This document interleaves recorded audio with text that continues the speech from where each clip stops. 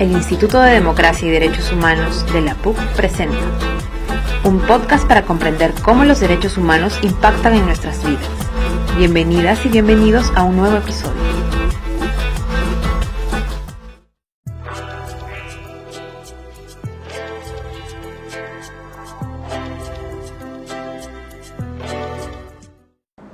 Representantes de 21 de las 24 agrupaciones con inscripción política vigente participaron en el acto de firma del Pacto Ético Electoral, acuerdo que promueve una campaña que privilegie el respeto mutuo y los valores democráticos, así como candidaturas idóneas. En su discurso, el presidente del Jurado Nacional de Elecciones, Víctor Ticona, resaltó el compromiso del máximo organismo electoral para realizar los comicios legislativos. Es necesario señalar que el acta de suscripción incluye compromisos relativos a la exposición de propuestas programáticas, así como respeto mutuo entre los líderes partidarios, candidatos y militantes. Además, la promoción de la paridad y la alternancia, el rechazo a cualquier acto que devenga en acoso político y otros importantes acuerdos que buscan mejorar las condiciones de la campaña electoral. Ahora bien, cabe indicar que, entre los múltiples datos que ofrece la plataforma web del Jurado Nacional de Elecciones a la Ciudadanía, se encuentran los procesos judiciales con sentencias declarados por los candidatos a los comicios congresales del próximo 26 de enero del 2020.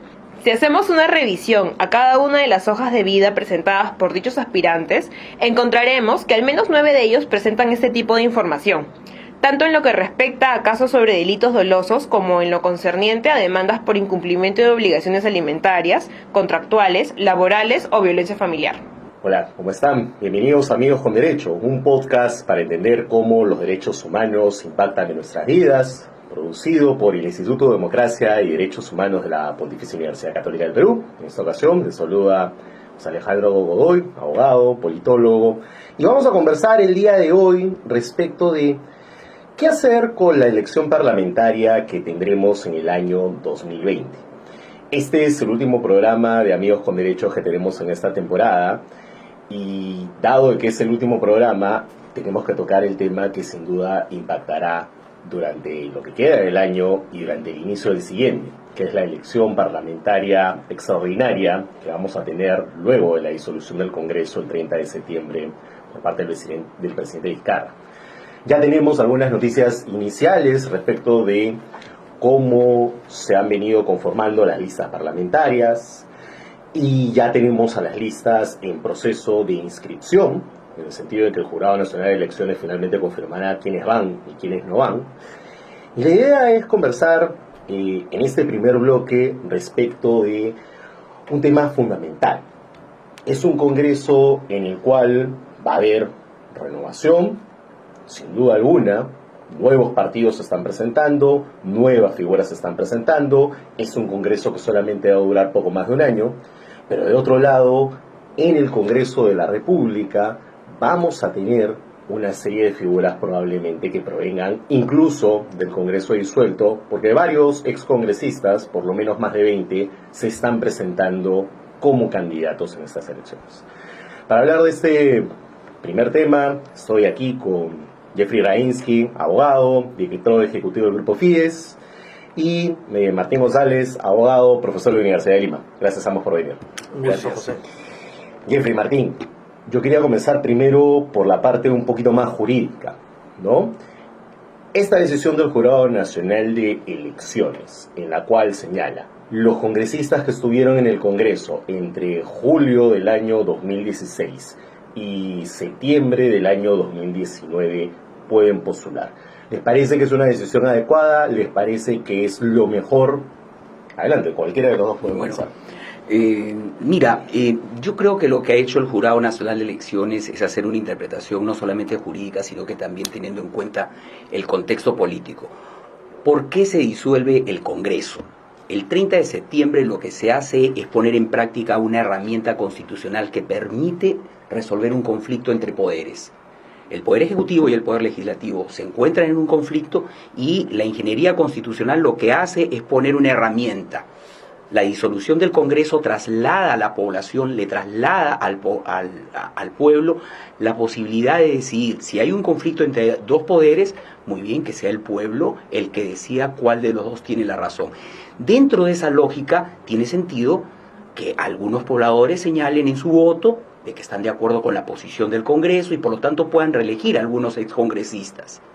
Entonces, a mí me parece que desde el punto de vista político esa es la interpretación que habría que hacer. Y desde el punto de vista legal, si uno revisa el texto del 90A, que fue el aprobado por el referéndum del 2018, claramente se habla de periodo congresal y esto es 2016-2021. Con lo que me parece que lo que ha hecho el Jurado Nacional de Elecciones está muy bien. Si no lo hubiera hecho, además, pongámonos a pensar, se abría una puerta terrible y es la posibilidad de que no podrían postular en el 2020, pero sí en el 2021. Con lo cual estarían contradiciendo un poco el mandato del referéndum. Exacto. Sí, de acuerdo. Creo que hay una posición mayoritaria y consenso en la interpretación jurídica en relación a la postura que ha tomado el Jurado Nacional de Elecciones, que de hecho tiene que ser una lectura jurídica. Lo que sí creo cabe es la lectura y el impacto político. Sí cabe la sensación entre mucha gente de la desconformidad, del malestar, porque nuevamente tendrá algunos congresistas que en la sensación del imaginario colectivo, luego la disolución ya no estarían. Eso es una lectura política y un efecto natural que se da por el contexto en el que vivimos. Pero coincido, jurídicamente creo que ha sido lo adecuado, la interpretación, y creo que los especialistas tienen cierto consenso respecto de ello. Pero permíteme introducir a la discusión sobre quiénes son las nuevas figuras que van a participar en esta elección, porque claro, muchos hablan de la posibilidad de renovación y nuevas caras. Lo cierto es que una disolución del Congreso automáticamente no abre el espectro y el abanico para una nueva clase política. Si vamos en ese sentido, ¿no? Y aquí, para que cualquiera de las dos lo pueda responder. Tengan en cuenta, algunas cabezas de lista son personas, por lo menos en Lima, que han estado ya anteriormente en los congresos y ya anteriormente con serios problemas. Por ejemplo, en Alianza para el Progreso, Omar Chejade, ex vicepresidente de la República, que tuvo algunos problemas al inicio del gobierno de Ollantumala y tuvo que dejar incluso el cargo de vicepresidente, intenta volver al Congreso. Marta Chávez, representante conspicuo del fujimorismo, encabeza la lista de Fuerza Popular. Mauricio Mulder, un parlamentario del Congreso disuelto y que tiene ya varios periodos parlamentarios, sin duda alguna está intentando volver. ¿Qué nos dice eso? ¿Qué nos está llamando la atención sobre eso? En tres partidos además importantes y que podrían tener representación en el siguiente periodo. Mira, yo tengo la impresión de que los partidos no pueden prescindir de algunas figuras con cierta experiencia en el debate parlamentario, en el debate político, ¿no? Y no me cabe la menor duda que la presencia de Marta Chávez en el fujimorismo y de Mauricio Mulder en el aprismo lo que busca es, en una elección donde no existe la famosa locomotora del candidato presidencial, buscar una locomotora, pero como cabeza de la lista congresal. Es cierto lo que dice Jeffrey, y efectivamente el ciudadano de a pie siente que la presencia de los congresistas disueltos en esta lid como que era lo no deseado, ¿no? Pero creo que el tema se puede ir explicando con claridad y la gente tiene que ir enriqueciendo su cultura política, que es una de las cosas que siempre extrañamos. Además, creo que hay una explicación también y una lógica electoral, ¿no? Efectivamente, por más que haya un repudio generalizado a algunas figuras, tienen pues un núcleo duro de votantes y por eso precisamente las organizaciones políticas los ponen a encabezar estas listas, porque electoralmente son sus vehículos, digamos, más rentables, ¿no? Entonces, esa es una de las explicaciones. Y la segunda, creo, ya yendo a las propias organizaciones, ¿no? Salvo Acción Popular entre los grandes, que no está postulando a los disueltos, no hay nuevos liderazgos. Si uno revisa en Fuerza Popular, ¿cuáles son los nuevos liderazgos? Si uno revisa bueno, el Partido Morado es un partido nuevo, pero entonces nos está diciendo dos cosas, ¿no? Nos está diciendo un poco cuál es la dinámica electoral y dónde están, digamos, los núcleos donde se pueden captar votos, y por otro lado nos está diciendo, miren, no tenemos todavía un recambio de esa clase política, incluso con esas organizaciones precarias y volátiles.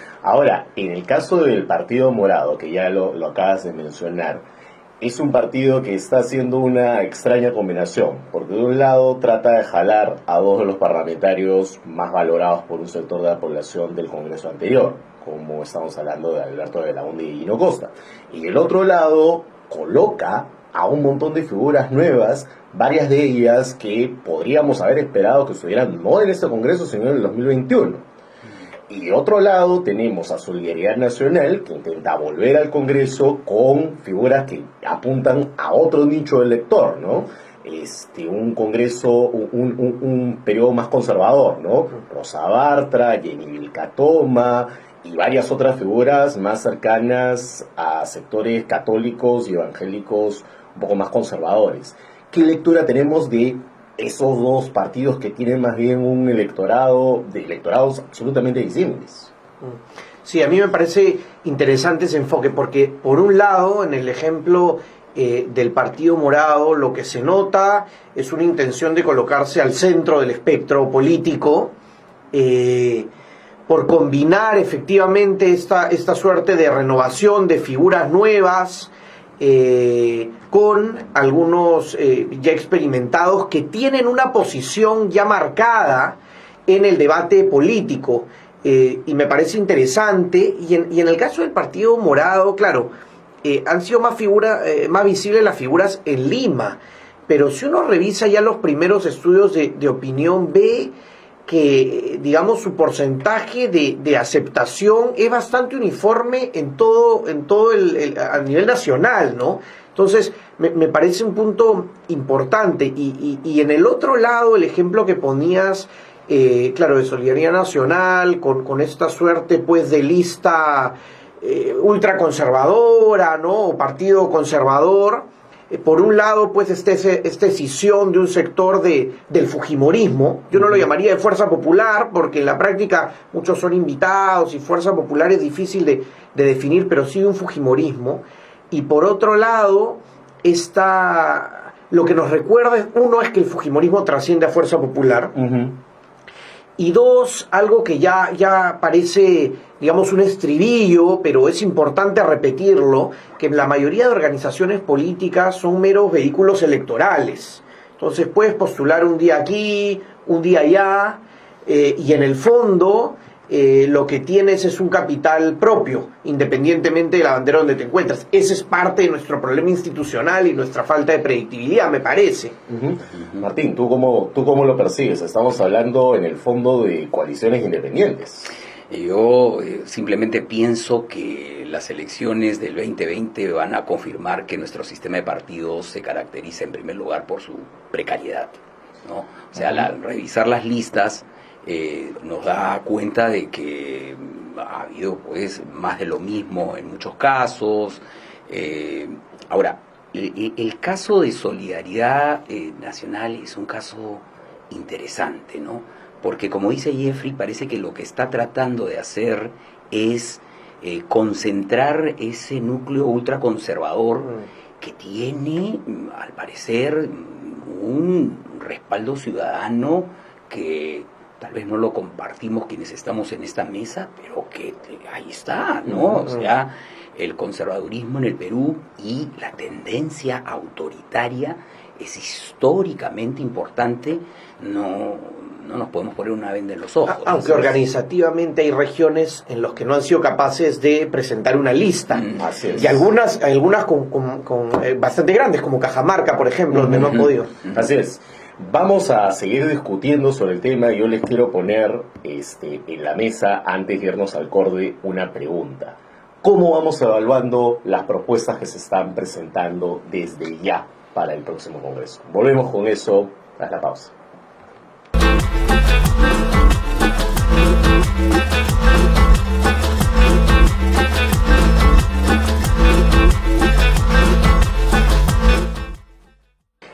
Tomamos aquí el diálogo en Amigos con Derechos, un podcast para entender cómo los derechos humanos impactan en nuestras vidas. Estamos con Jeffrey Grainsky y Martín González, ambos abogados, y ambos aportando elementos legales y elementos políticos para poder entender un poco cómo se va a desenvolver la elección parlamentaria del año 2020.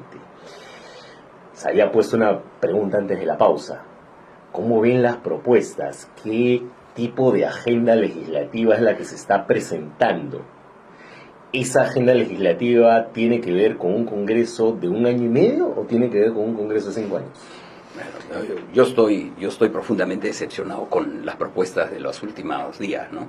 Creo que los candidatos al Congreso no se han dado cuenta que estos 15 meses que van a ser congresistas, en el fondo tampoco son 15 meses. Hay algunos meses de receso parlamentario, estamos hablando, en el mejor de los casos, de 9 meses. Uh-huh. Y en 9 meses puedes gestar una criatura, pero no puedes cambiar el país como muchos de ellos pretenden. Uh-huh. Lo responsable sería que los candidatos al Congreso se comprometan en esos 12, 15 meses a solucionar las disfuncionalidades que el Congreso ha mostrado en los últimos años. Es eso lo que la gente les está diciendo. Uh-huh. Hemos disuelto un Congreso. Entréguenme el 28 de julio, el día que cumplimos 200 años de vida republicana, un nuevo Congreso sin las disfuncionalidades que ha mostrado hasta este momento. Por ejemplo, algo elemental y que hoy día recoge la prensa con interés, inmunidad parlamentaria. Uh-huh. En 15 meses podemos hacerlo, ¿no? Yo no soy partidario de eliminarla, pero sin la menor duda hay que hacer algo con la inmunidad parlamentaria, hay que hacer algo.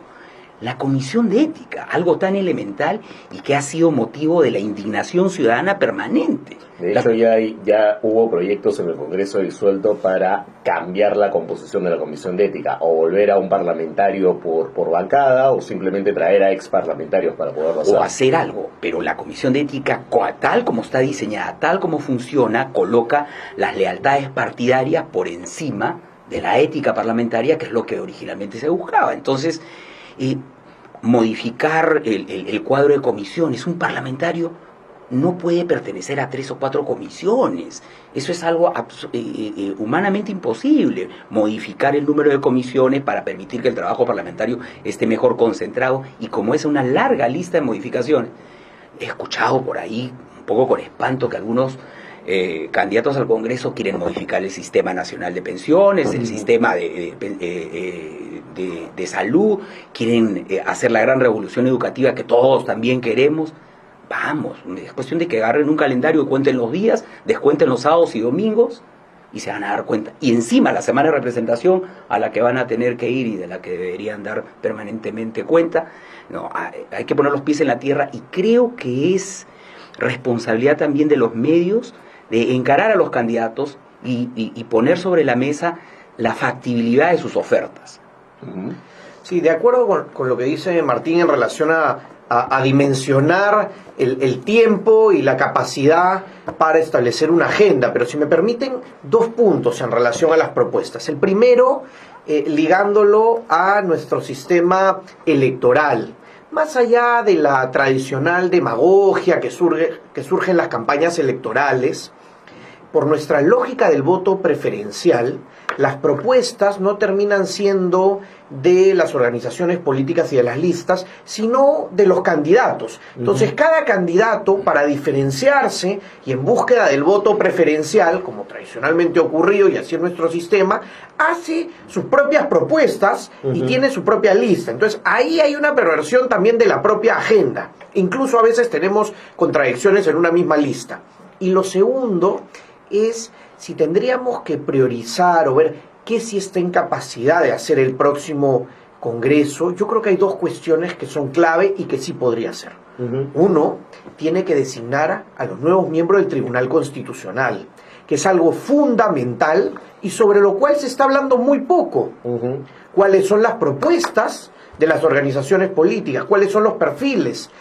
¿No? Entonces, ese es un tema clave. Y además la modificación pendiente sobre el sistema de elección. Correcto. Incluyendo, ¿no?, las tachas y el procedimiento más riguroso. Eso es un asunto fundamental y no oigo que se esté debatiendo sobre eso. Y lo segundo... Yo solamente te interrumpiría para añadir, antes que pases al segundo punto. Creo que no solamente tendría la oportunidad de elegir a los nuevos miembros del Tribunal Constitucional, sino que la oportunidad enorme de cambiar el mecanismo para elegirlos. Yo sugeriría, por ejemplo, un sistema escalonado. No podemos cambiar cada 5 años a 7 miembros, a 6 miembros del Tribunal Constitucional. Lo ideal sería que los cambiáramos escalonadamente, uno por año. Estoy de acuerdo, pero en todo caso no aplicaría inmediatamente porque hay 6 miembros ya, digamos, con mandato cumplido. Pero hacer ese cambio. No, estoy de acuerdo y me parece interesante, o por lo menos introducirlo al debate como una prioridad. Y lo segundo son precisamente las reglas de juego para las elecciones generales de 2021. Yo creo que ahí hay tarea suficiente como para que sea un buen Congreso. Y mi reflexión final sería, yo he estado revisando varias de las listas y veo que es muy parecido los perfiles a lo que se postuló el 2016.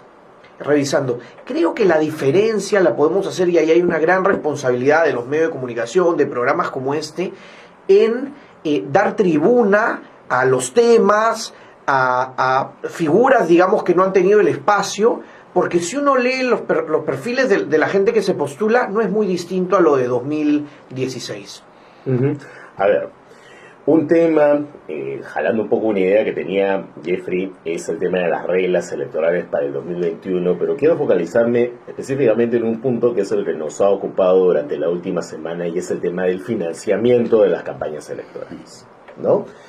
¿Qué reglas debería discutir el próximo Congreso respecto de esta materia? ¿Sobre qué deberíamos estar reflexionando y qué tipo de propuestas deberían presentarnos los candidatos al respecto? Mira, yo siempre he sostenido que el financiamiento es el pecado capital de la política peruana, del que derivan la mayoría de los otros pecados, ¿no? Y es un tema que hay que tomar con absoluta seriedad, y es el momento, porque estamos siendo testigos día a día de lo que este financiamiento ha significado para el sistema.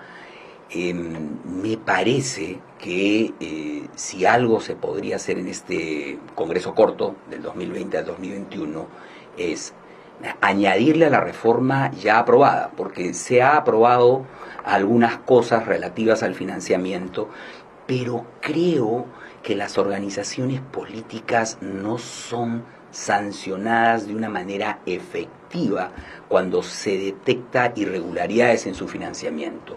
¿Por qué no introducir, por ejemplo, la pérdida de la curul?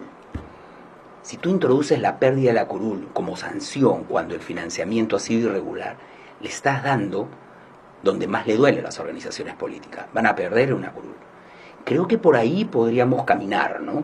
Jeffrey, no sé si... Yo creo que con la reforma política parcial, digamos, se ha avanzado en algo. El tema de hacer efectivo el financiamiento público es un paso. Recordemos que eso está aprobado hace muchos años, pero no se hacía efectivo. Está desde la primera ley de partidos políticos. Y ahí hay un tema que es importante, ¿no? El tema de los recursos públicos hoy puede ser utilizado o debe ser utilizado para la organización partidaria, pero no para la campaña. Y creo que ahí hay una contradicción, porque precisamente donde mayores gastos incurren las organizaciones son en las campañas. Entonces habría que sincerar por ese lado. Y lo otro, no vamos a estar exentos de financiamiento ajeno, digamos, a lo regulado, ¿no? Y no solo el de fondos lícitos, ¿no? Sino también el de ilícitos. ¿Cuántos mineros ilegales, narcos, grupos de presión de determinados van a financiar las campañas? Yo creo que en la medida que, por un lado, los gastos, ¿no?, de la franja electoral se amplíe, y por otro, va a ser muy complicado ahora, pero una vez que la valla electoral, digamos, surge efectos para sacar, digamos, alguno de los partidos, va a mejorar la lógica del financiamiento. Porque con más de 20 listas es muy complicado, es materialmente imposible si quiere informarse, por más que hayan recursos. Pero creo que conforme eso se vaya depurando, pero va a tener que esperar esto al 2026, y tengamos solo 7 u 8 que postulen, la dinámica va a ser mucho más efectiva. Ahora, en esa línea y en esa medida, las otras reformas del sistema político, no solamente se ha mencionado el tema del financiamiento de campaña, que es lo que nos preocupa coyunturalmente más, pero hay otras cuestiones que, por ejemplo, la Comisión Toda ha planteado. Tenemos todavía pendiente algunas cuestiones vinculadas a reforma del Poder Judicial, Y también, en la línea de lo que ustedes dos han mencionado respecto al Tribunal Constitucional, tener pendiente lo que va a pasar con determinadas autoridades del sistema de justicia aparentemente involucradas en el caso de los pollos blancos.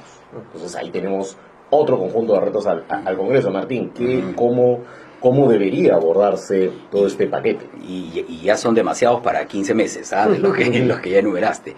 Pero, a ver, si recogemos el clamor ciudadano, en una encuesta reciente, la gente señala de que el nuevo Congreso debe estar comprometido con la lucha contra la corrupción. Coincidimos todos.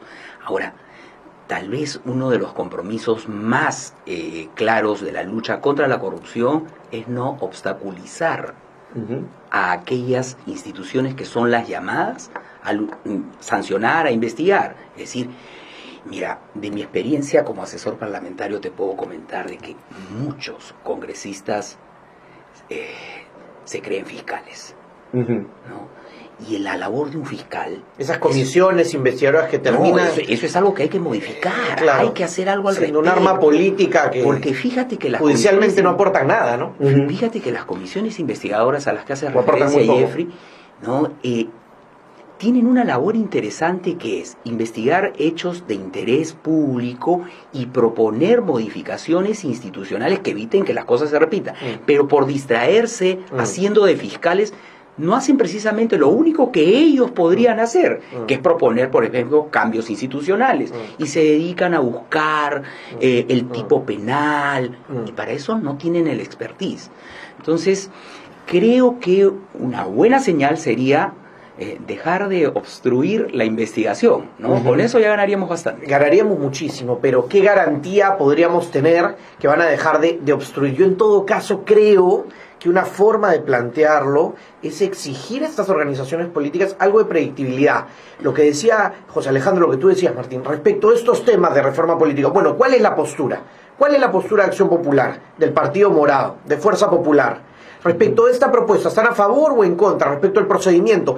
Tenemos que comenzar a debatir eso para luego ponerlo en cuestión, porque hoy creo que partimos...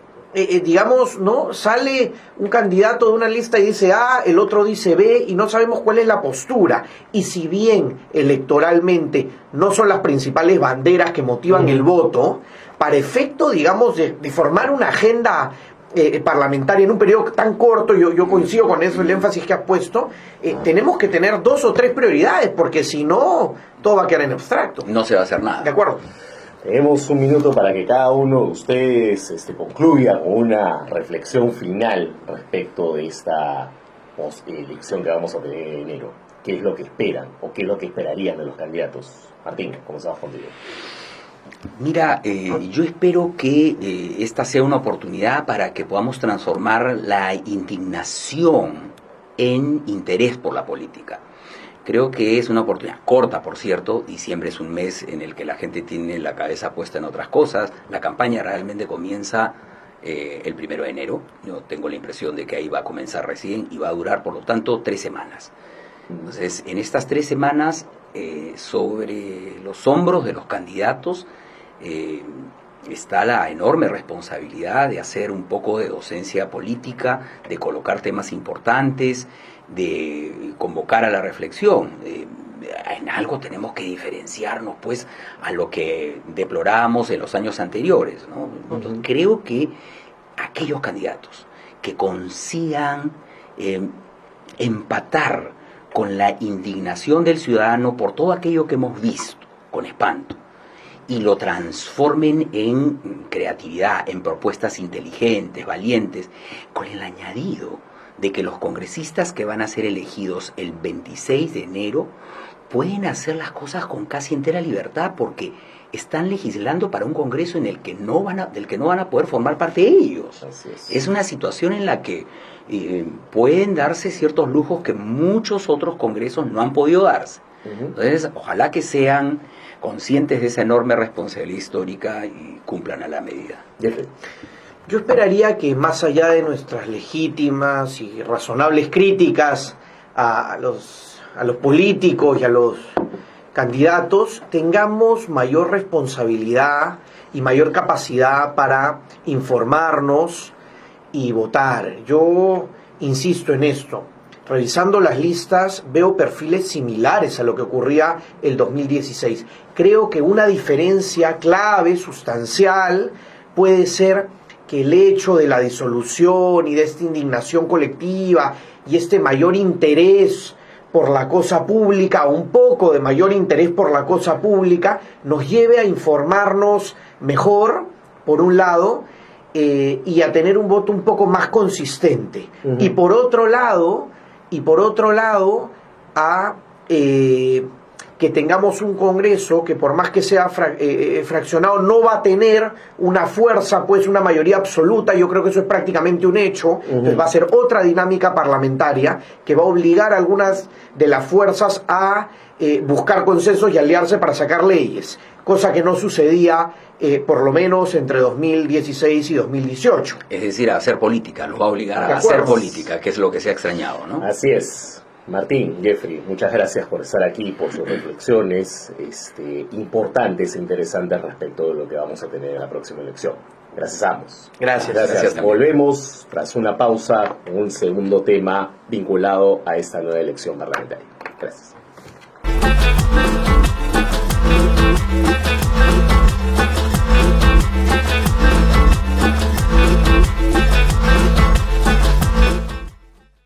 Dato IDEPUC.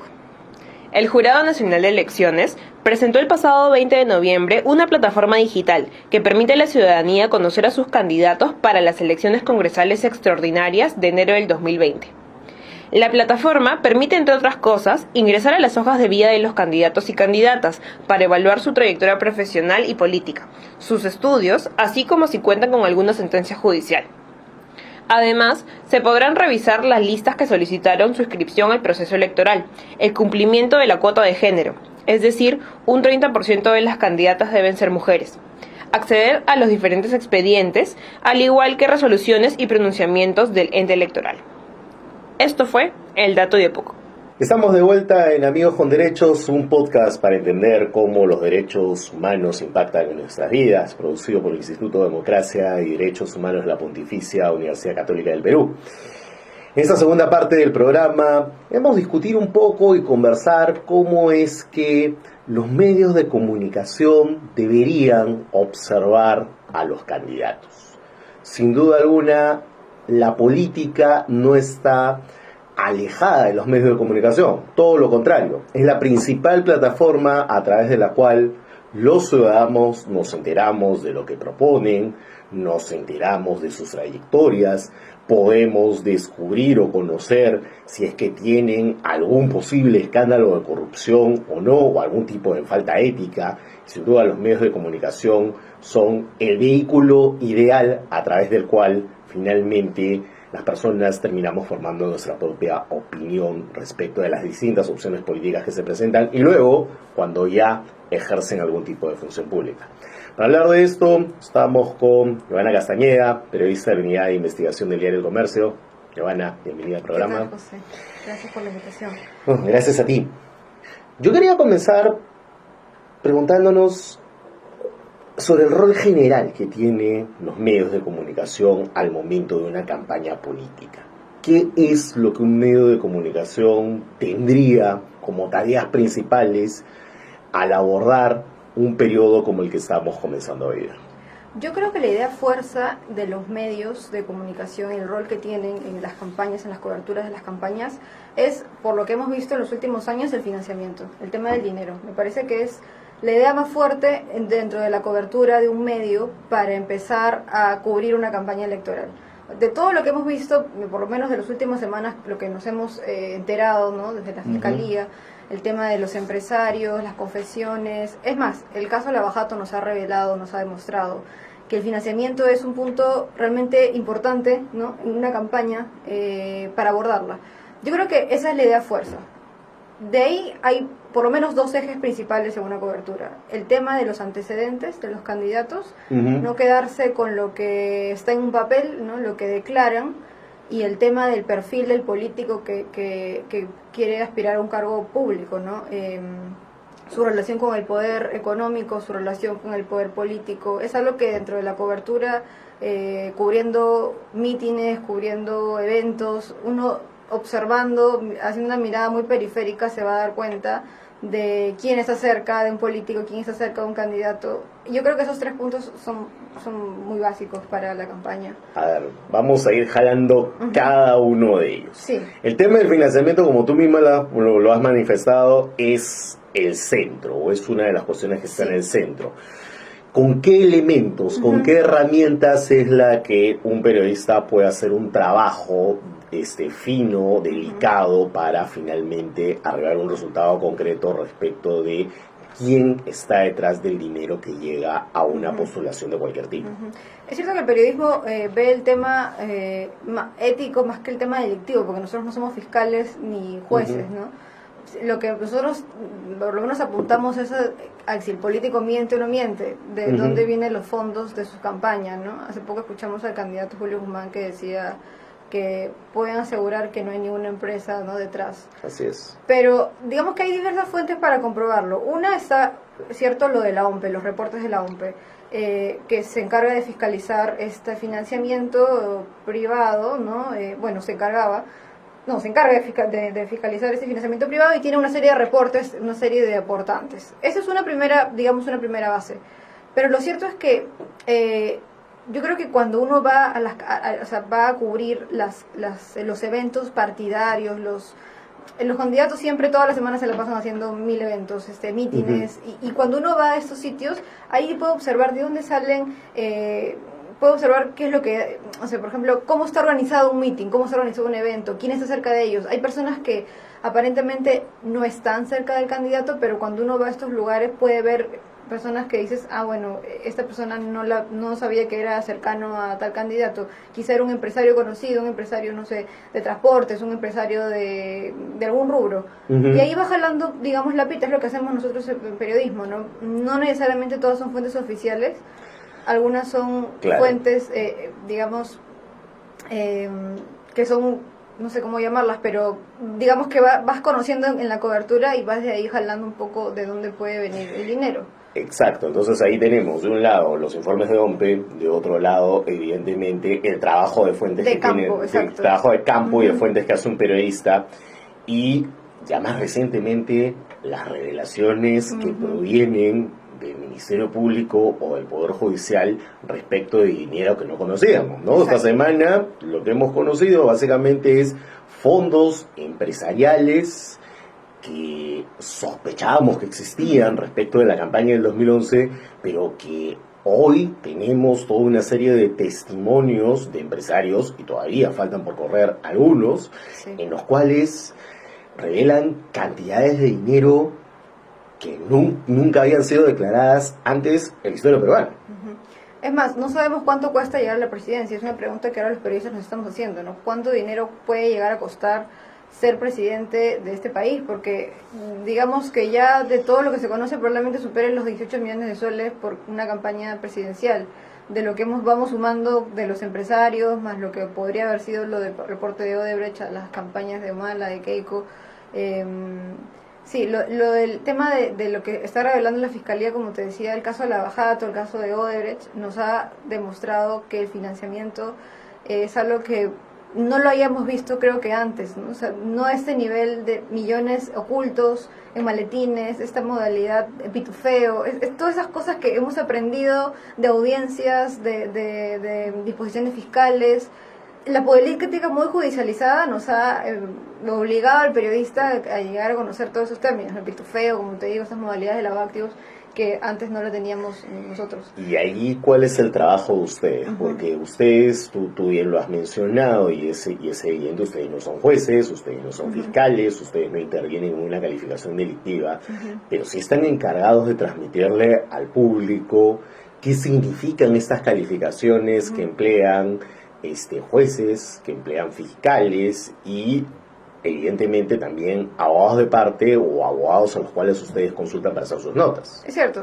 Y hay que tener mucho cuidado también con eso, porque hay abogados que defienden a ciertos grupos que están investigados. Hay que tener mucho cuidado también con a quién se consulta como fuente para un informe, por ejemplo, de algún hecho, ¿no? De alguna revelación, de alguna declaración nueva de la Fiscalía. Sí, es cierto. Nosotros vamos como te decía, con el tema del lavajato hemos aprendido muchísimo del periodismo judicial. Digamos, ha sido lo cotidiano ahora, al final, al día, y el periodismo político judicializado, ¿no? Y hemos tenido que aprender muchas cosas consultando abogados, penalistas, hasta tributaristas, de temas administrativos, ¿no? ¿Y cómo ser preciso en los términos? Porque finalmente, por ejemplo, cuando tenemos las audiencias de prisión preventiva, las audiencias de prisión preventiva se ven básicamente si es que la persona tiene una prognosis de pena, si es que si cumple con todos los cumple con todos los requisitos y además se obstaculiza la justicia. Sin embargo, cuando esta audiencia se pasa en Justicia TV o en algún otro canal, el público puede estar pensando que estamos hablando de un juicio de culpabilidad o inocencia de la persona. Entonces, ¿cuál era la responsabilidad allí de los periodistas de ser claros con esos términos? Es cierto. Eso lo hemos aprendido en la cancha, porque yendo a audiencias, al final nos hemos entendido cuál es la diferencia entre una prisión preventiva, entre una comparecencia con una sentencia final. Claramente una prisión preventiva no es una sentencia, hay que hablar con términos correctos. Es una resolución de prisión preventiva, no es un fallo, no es una sentencia. Y ya digamos que hemos tenido que hacer de lo que parecía difícil, complejo, sencillo también, para que la gente entienda cuál es la situación de todos los políticos. Finalmente hemos cubierto de todos. O sea, en los últimos 2 años por lo menos hemos estado en audiencias, todos los meses tenemos audiencias. Y hemos aprendido a hacerlo complejo en los términos del juez, ¿no? Que son duros, difíciles. Hemos entendido y lo hemos tratado de hacerlo sencillo e interesante también para la gente, ¿no? ¿Cuál es la principal dificultad que tienen ustedes al momento de traducir el lenguaje judicial? ¿Qué es aquello del lenguaje judicial que se puede hacer más duro de entender para el público en general y también para ustedes al momento de hacer esta labor de traducción del idioma jurídico al castellano? Es complicado. Claro, cuando uno ya va, muchas veces ya lo va como entendiendo, ¿no? Pero al final lo que tenemos que hacer es llamar a un penalista para que nos oriente, porque el editor también es periodista, todos somos periodistas finalmente, y cometer un error de ese tipo es muy delicado. Entonces, siempre hay un abogado penalista que puede indicarnos y precisarnos cuáles son los términos correctos, pero ha sido un aprendizaje en realidad durante la cobertura de estos dos, por lo menos de todo el caso de Lavajato, ¿no? Hemos aprendido muchísimo del tema del derecho penal, ¿no? Joana, nos vamos a una pausa. Solamente voy a dejarte con una pregunta antes de la pausa para que la respondas cuando volvamos, y es el segundo tema que tú habías mencionado, el tema de los antecedentes de los candidatos. ¿Cómo trabajamos con eso? Lo respondemos después del corte.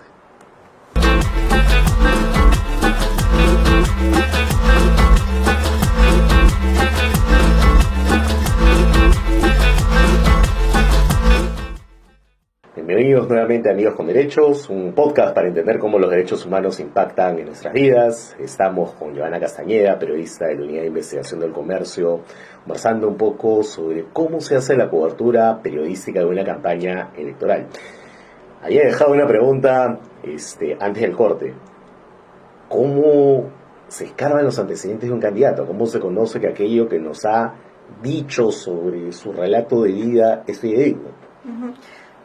Ellos declaran una serie o sea, están obligados a declarar, ¿no? Una serie de sentencias, si han tenido antecedentes, pero como te decía, el papel aguanta todo finalmente, y uno tiene que ir mucho más allá de lo que ellos están informando para revelar si está mintiendo o no.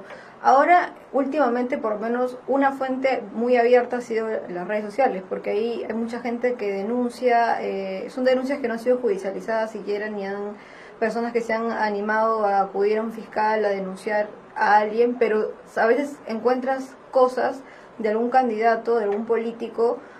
Por ejemplo, el señor Néstor Valqui, que me estaba hablando bastante en Twitter, ¿no? Que él ha sido condenado por proxenetismo y fue elegido y ahora vuelve por otra región, por Tumbes. Y en Twitter salió mucho eso también, muchas personas estuvieron ahí comentando. Y así hay otros casos, ¿no? Te decía que además de eso, buscar antecedentes judiciales, penales, siempre uno tiene una fuente en la policía, en el Poder Judicial, en el Ministerio Público también hay un registro, un historial de denuncias, que algunas archivadas sí, pero algunas también pueden estar todavía en curso, digamos que no son fuentes abiertas para los ciudadanos quizá, pero sí el periodista podría, sí puede llegar a alcanzar a esa información para poder, es publicable totalmente, no son, es de interés público. Y como te decía, lo de las denuncias que no han sido judicializadas también es muy importante. Hay mucha gente que toca la puerta del diario y deja información sobre ciertas personas que, claro, corroborable, pero digamos que es una forma de acceder a los antecedentes que realmente son muy importantes por lo que hemos visto en el Congreso pasado, no puede volver a pasar, la idea es que no vuelva a pasar. Así es. Ahora, tú has mencionado el rol que tienen las redes sociales en todo esto, ¿no? Son usuarios, cuentas que se dirigen a presentar un conjunto de información que está dando vueltas por ahí en los archivos de los diarios, en los archivos de redes sociales.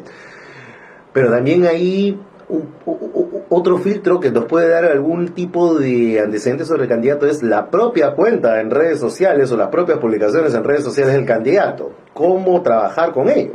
Es cierto, es un buceo en realidad de información, pero está ahí, o sea, la información del internet se queda registrada. Y mucha gente, ciudadanos, no necesariamente periodistas, lo han revelado buscando likes, tweets anteriores o respuestas de los mismos políticos cuando no eran aspirantes a ningún cargo, pero digamos que sí te revela cuál es su forma de pensar, cuáles son sus intereses, cuáles son sus ideologías, incluso también.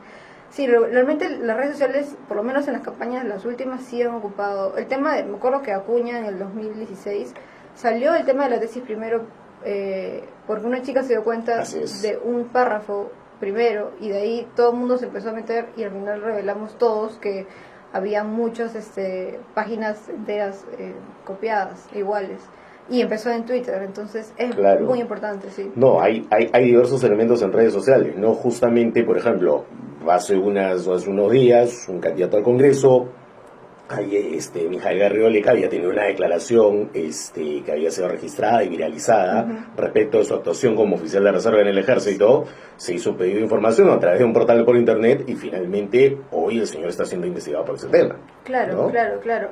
Eso, por ejemplo, eso empezó, él mismo fue el que lo declaró y en el útero, en utero.p, pidieron un acceso a la información y le respondieron, imagínate, lo revelaron y lo demostraron que había una mentira que además siendo es motivo de una investigación interna. O sea, digamos que las redes sociales sí tienen un papel muy importante. Y un papel crecientemente importante, porque esto no es que haya comenzado en esta campaña o en la campaña del 2016, sino que podríamos hablar incluso que la del 2010, la del 2011 ya existía este tipo de retroalimentación.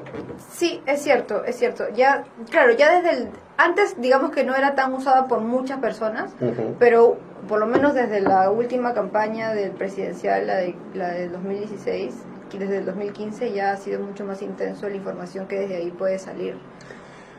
Ahora, el tema de los entornos, tú que era el tercer punto que tú mencionabas. Sí. ¿Quiénes son las personas que rodean al candidato? Ya no solamente estamos hablando ahí de las personas que otorgan dinero, sino de las personas que lo asesoran, partidarios, posibles influenciadores, operadores, asesores.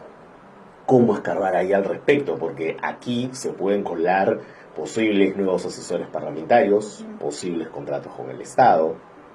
¿Cómo llegar a ese terreno que es mucho más íntimo y que, a diferencia de los dos terrenos anteriores, no tenemos necesariamente una fuente oficial ahí? Es correcto, no hay fuentes oficiales. Esa es la parte, yo creo, que más compleja para revelar el perfil, ¿no? Un perfil completo de un candidato a un cargo público, al Congreso, por ejemplo, que estamos ahora en etapa de elecciones congresales. Pero todo eso yo creo que se logra yendo el trabajo de campo, ¿no? Acudiendo a fuentes cercanas al candidato, pero ¿cómo lo logras? Mostrándote, digamos, si tú sigues a un candidato determinado, que es lo que hacemos en el periódico, cada uno se dedica a seguir a un partido, un candidato, el periodista no puede quedarse con lo que ve en el evento oficial, es imposible, ¿no? Porque si no, solo estaríamos mostrando lo que ellos quieren que se vea. La idea es ir detrás de lo que hay de la foto oficial. Y eso es, la única forma de hacerlo es acudiendo y buscando y ganándote confianzas y llegando a fuentes cercanas que te puedan dar información fidedigna y real de cuál es y ni siquiera solamente eso, sino que también cuando uno va a mítines y va a eventos del candidato, observando, o sea, mirando realmente, como te decía, una mirada periférica de todo lo que ocurre, tú te puedes ir dando cuenta, bueno, él está hablándole muy cerca, él no lo conocía, no lo tenía mapeado, pero lo veo mucho ahí con él, y así te va saliendo una serie de personajes que en una primera foto, digamos, oficial, no estaban, son personajes que pueden aparecer conforme tú te vas metiendo, involucrando más con un candidato. Y ahí, claro, en todos estos aspectos la corroboración es importante, pero sin duda en este último aún más, porque estamos trabajando con fuentes que también podrían tener sus propios intereses adentro de la organización. Es correcto. El trabajo de corroboración me parece que es el más complicado, pero sí es posible porque digamos que al tú primero la fuente oficial es preguntarle a la persona a la que estás involucrándole, ¿no? Haciendo la pregunta directa, ¿no? Usted está trabajando para el candidato tal, usted está siendo su asesor, cuál es su rol en la campaña. Digamos que las preguntas directas te van a ayudar bastante a la corroboración. Y después buscar también el antecedente de la persona a la que tú más o menos estás mapeando, que podría ser un futuro asesor o persona muy cercana al candidato, ¿no? Buscar si contactó con el Estado, como tú decías, si trabajó antes con él, cuál es su rubro, dónde trabaja, etcétera, ¿no? O sea, sí hay formas de corroborar. Es un trabajo de largo aliento, yo creo que sí, no es... Tenemos una campaña corta, pero digamos que sí es posible si uno se involucra y se mete bastante al trabajo de campo, ¿no? Ahora, estamos en un podcast que pertenece al Instituto de Democracia y Derechos Humanos de la Católica.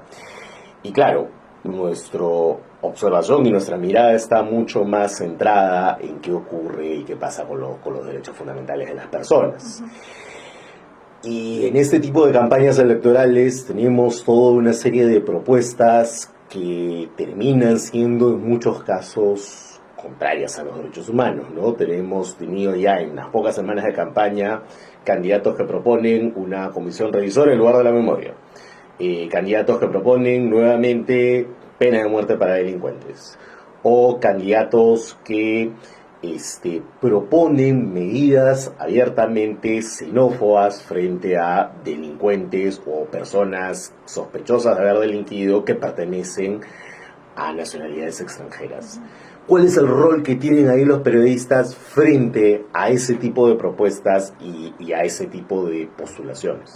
Es un tema delicado, pero hay que informarlo de una forma correcta, como tú dices, ¿no? Hay que dar el contexto, me parece, hay que dar cifras. O sea, digamos que hay muchas formas de rebatir quizá o de corroborar que la propuesta no es necesariamente, no sé si decirlo correcta, pero sí con sentido o que tenga, que esté basado en algún sustento, ¿no? Por ejemplo, no sé, digamos que alguna propuesta que sea realmente xenófoba, que es lo que me imagino que deben haber varios candidatos que ni sabemos, pero realmente lo están pensando. Y hay muchas formas de corroborar, como te decía, con cifras, desde el Ministerio del Interior, de muchos, desde Relaciones Exteriores, de la policía, y rebatir de alguna forma de que la propuesta no es la mejor, no es lo que no es lo que el país está necesitando, y digamos que sería de alguna forma demostrar que sería una propuesta populista, ¿no? Con cifras y con sustento.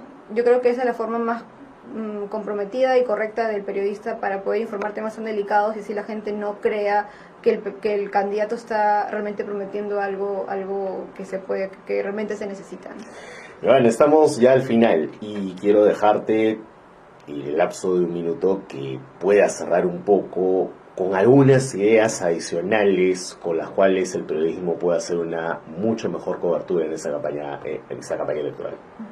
Bueno, yo desde el comercio creo que en el diario tenemos este objetivo y esta misión de informar con la verdad y revelar si un político está mintiendo. Nosotros no somos jueces, no somos fiscales, pero sí desde el punto de vista ético sí podemos decir, sí podemos comprobar si un político está mintiendo. Creo que el periodismo tiene ese rol, ¿no? Tiene el rol de demostrar lo que está oculto, lo que el político, la persona de poder no quiere que se sepa. Y tenemos últimamente, por lo menos en los últimos años, tenemos muchas más herramientas para comprobarlo, y también se necesita un compromiso del mismo periodista para poder involucrarse y hacerlo. Yo creo que estamos viviendo épocas y tiempos que nos han pasado y ha sido como un huracán de información y nos ha revolcado en algunos momentos, pero creo que todo eso lo que nos ha pasado nos está ayudando a aprender y a ser que las campañas y las coberturas de las campañas sean cada vez más comprometidas y con mucho más rigurosidad. Creo que lo que ha pasado en el Perú nos ha enseñado a que el periodista se comprometa también con el país para poder informar con la verdad y siempre teniendo pasando todos los filtros para que sea información correcta. Perfecto, Ivana. Te agradezco mucho tu presencia aquí en Amigos con Derechos.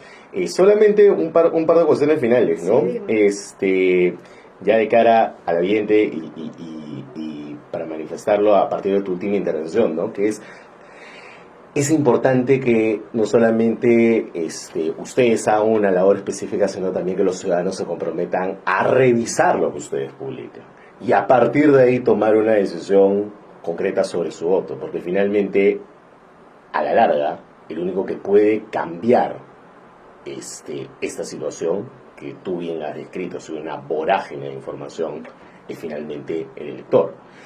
Y lo segundo es, sin duda alguna, es la colaboración que tú has manifestado, que mucha gente en redes sociales, o mucha gente llevando directamente su información al diario y a los distintos medios de comunicación está haciendo, y eso es fundamental, ¿no? Si los ciudadanos, muchas veces ustedes no pueden hacer el trabajo arduo que toma muchas horas de finalmente hacer una labor como esta.